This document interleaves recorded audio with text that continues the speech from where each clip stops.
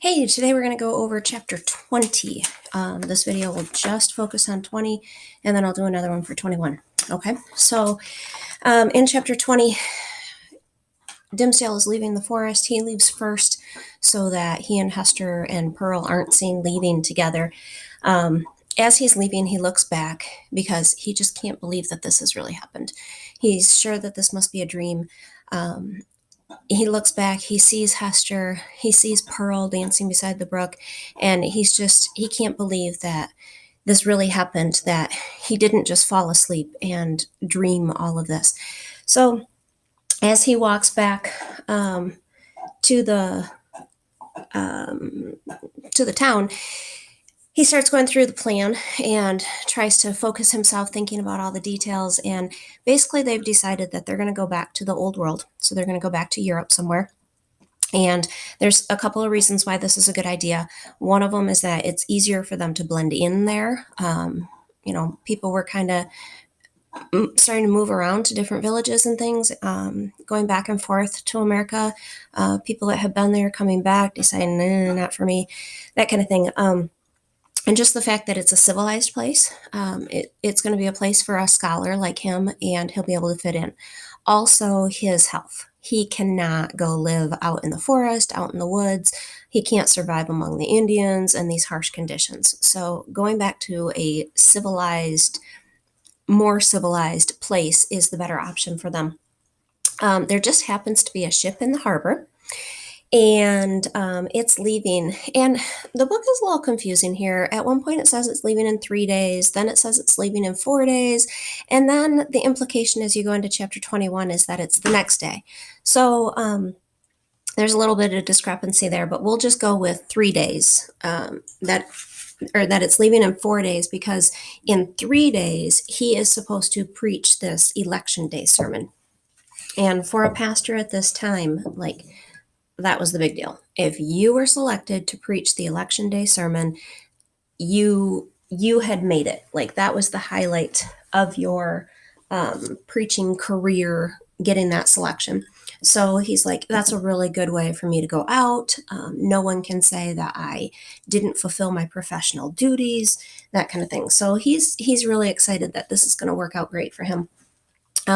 Hester, because of her, they call her a sister of mercy, so she kind of knows everybody, and she happens to know the ship's crew and captain. She's met them, and so she's going to go take care of this. She's going to go book passage for 2 adults and for a child, and get this taken care of, and all in secrecy. So as Dimmesdale continues to walk along, everything just seems different to him.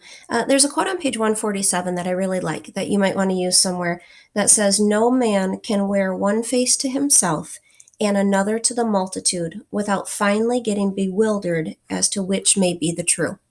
So he's really feeling this, I can't do this. I can't put on one face in front of the people and another, of who I truly am. This has to end. So as he's walking along, everything seems different. The path seems wilder. The town looks different. The people that he runs into, they look different. But the book takes quite a bit of time describing that it's not that these things have changed. None of the people look any older. None of the beards are longer or whiter. None of the houses are more weathered than they were when he left. The change is in him. I think I have, on page 148, there is a quote that says, "It is the same town, but not the same minister that came out of the woods."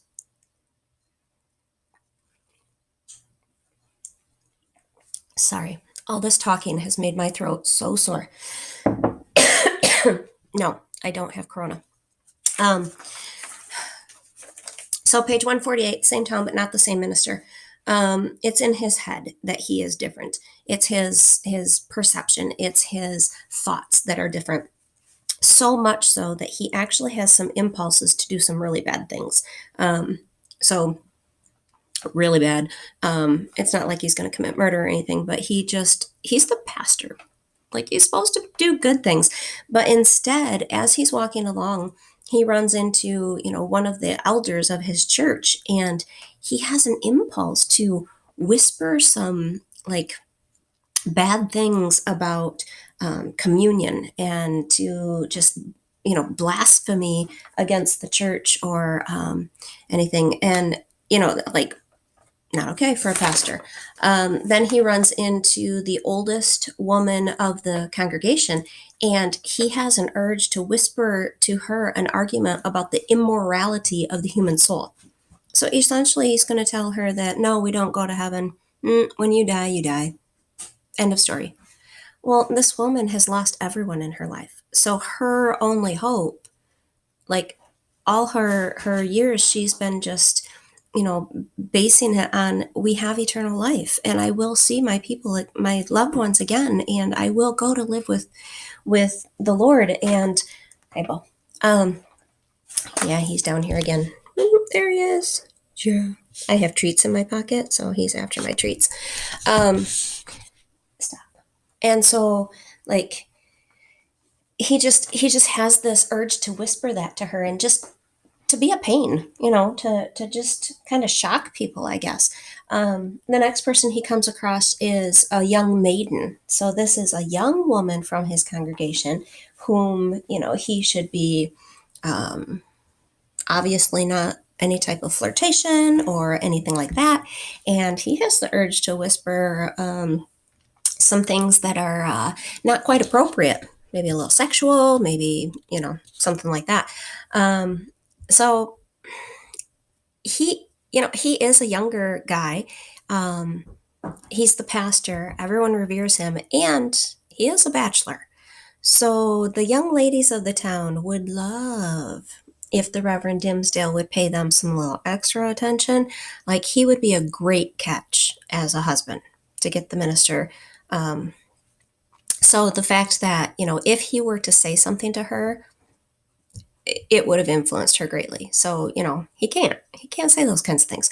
Then he sees some children, and he has the urge to teach them wicked words. Again, not the right thing from a pastor. And the last one is he sees the sailors in town, and the sailors, he has this urge to just walk up with them and to joke and to drink. And again, behaviors not appropriate to their pastor.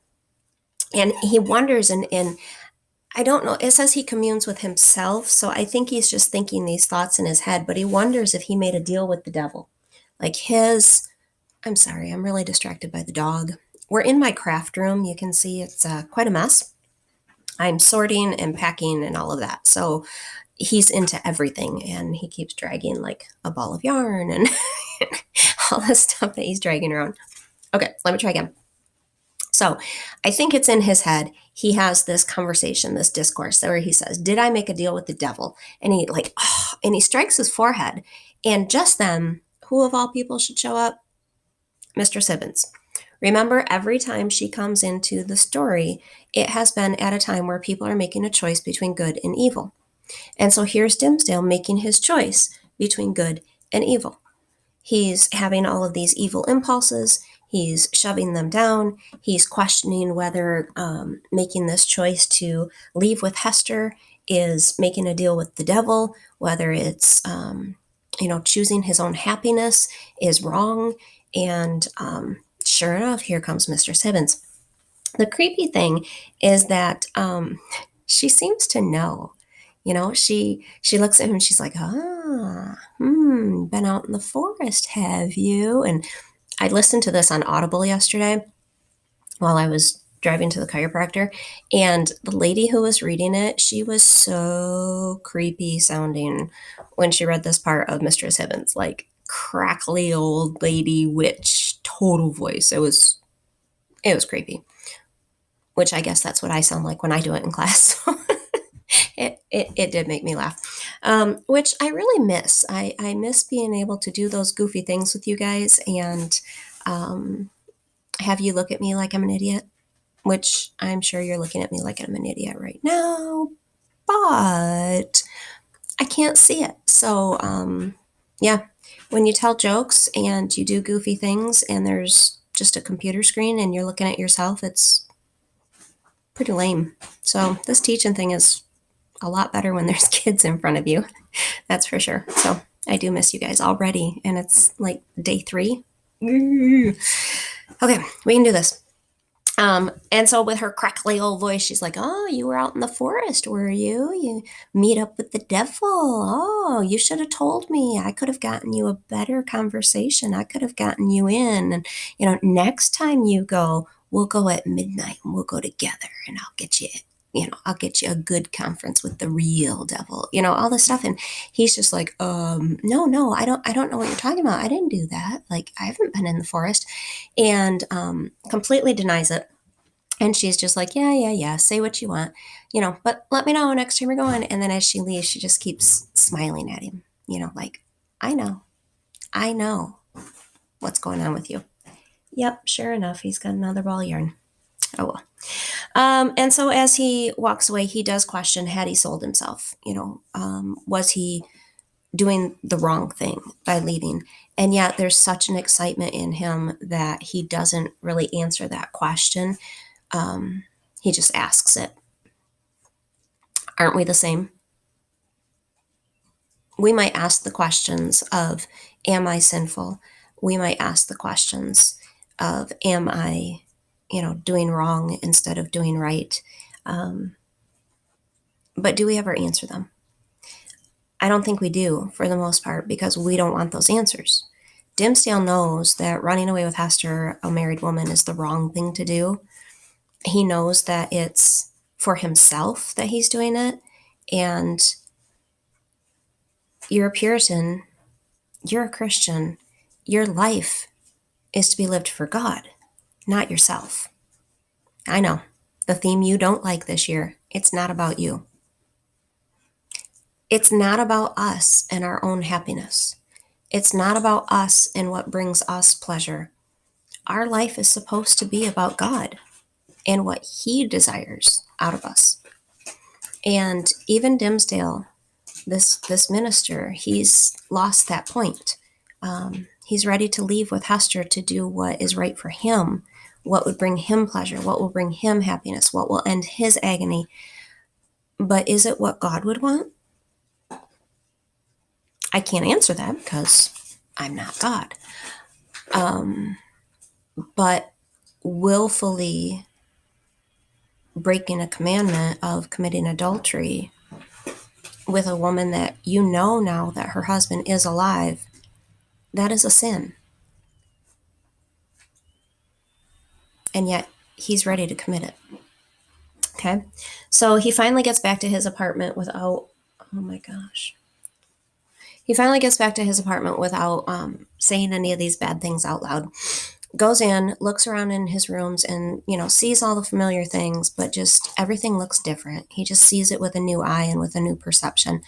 As he's in there, there's a knock on the door and he wonders if it's an evil spirit. And sure enough, it's Roger Chillingworth. So Chillingworth comes in and he's just, oh, good minister, how was your trip? And did you get to see your friend, the Apostle Elliot? And do you need my medicines? Oh, you look pale. So he immediately starts in saying, oh, you look pale, you look tired, so he's giving him those, what's it called? He's giving him those ideas, even like this is how he works. It's all a mind game. And so he's working in Dimsdale's mind by giving him these ideas that, oh, you're pale, you're tired, you're sick, you need me, you're troubled, and it's self-fulfilling. So this time though, Dimsdale's like, no, my visit was great, and the fresh air, oh, really did me some good to get out in the fresh air after being confined in this study all the time, and I'm good. I don't think I need your medicine anymore. Even though it was such good medicine and it was given by such a friendly hand, I'm good. And Chillingworth is like looking at him and prying into his soul with his eyes and wondering. And the minister can feel it. Like he's trying to figure out if I have met with Hester. He's trying to figure out if I know who he is. But here's the thing. When there's a secret like this, people just kind of dance around it. Neither one of them wanted to say it. Neither one of them wanted to bring it up. Dimsdale could have been like, so I know who you are. Get out of my house. Chillingworth could have said, I know that you know who I am. You're done for. They could have taken it to that next level, but they don't. They just kind of dance around the topic. Oh, well, I don't know. You don't want my medicine right now, but I think that maybe this is the time to have it because, we need to keep you strong for the election sermon tomorrow. And Dimsdale's like, no, I'm good. And then Chillingworth says, well, maybe this medicine, it hasn't been doing anything for you before, but maybe it's finally working and that's why you feel so good. So we should continue it. And Dimsdale's, no, I'm done. I don't want anything from you. So there's a lot of what's not being said that's happening between these two men. They're basically doing the fake politeness to each other until finally Chillingworth leaves. But Dimsdale can tell that he knows that he knows. Okay? He orders some food. He eats like he hasn't eaten in a long time. And he ends up throwing away his election sermon that was half written, throws it into the fire, and he stays up all night writing. He's inspired. And when the sun peeks through, it shines on him. And he's got this sheaf of written stuff that he's been up all night writing a new sermon. So that's chapter 20.